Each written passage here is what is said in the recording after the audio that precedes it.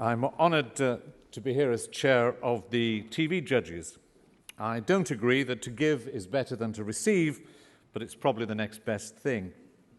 One of the great pleasures of the judging process this year was to meet my fellow judges in the flesh after so many years of talking to them down the line from an empty Manchester studio early on a Sunday morning.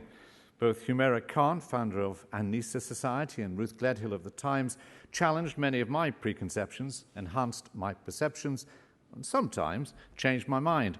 Sadly, an act of God, or rather the Icelandic volcano, prevented a fourth judge joining us.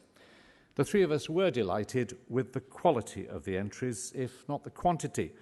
A good number of the shortlisted programmes were worthy of an award, but the overall number of entries was down from 43 just 5 years ago to a little over half that figure this year.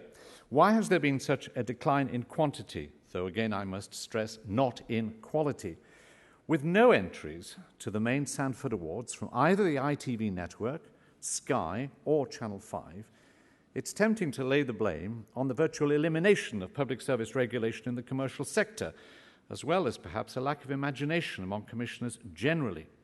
If we're not careful, these will become the BBC TV Sanford St Martin Awards. Yet even BBC television, unlike BBC radio, seems to be in the hands of the secular and sceptical, who view religious coverage as a rather tiresome obligation to be minimised rather than a rich and promising area to explore. One can certainly plumb cherries from the corporation's television cake, and there are often very succulent ones, such as those we're celebrating today, and recent series on sacred music presented by Simon Russell Beale, though that was commissioned by a minority channel, BBC4, which has just had its budget cut back. BBC TV also has a relatively new commissioning editor of religion, Akil Ahmed, with a proven record of success in his previous job at Channel 4, but his playing field is more the size of a fives court than a football pitch, and he's not been replaced at Channel 4.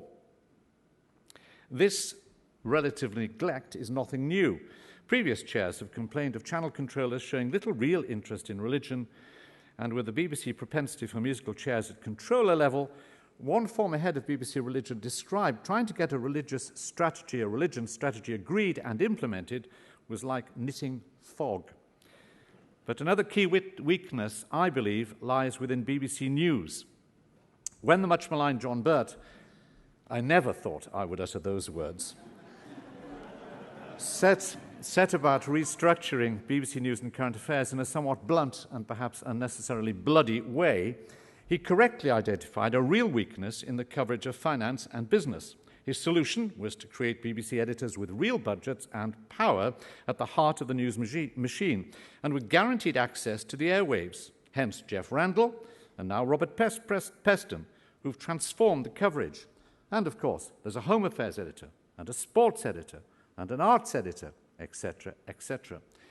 I believe that BBC News similarly requires a religion editor, able to appear on the networks to interpret the latest religious story at home and abroad, but more importantly, to bring a religious perspective and expertise to the vast range of areas such as foreign affairs and medical dilemmas, where that perspective is so often and so bafflingly absent, both on air and behind the scenes in internal editorial discussions.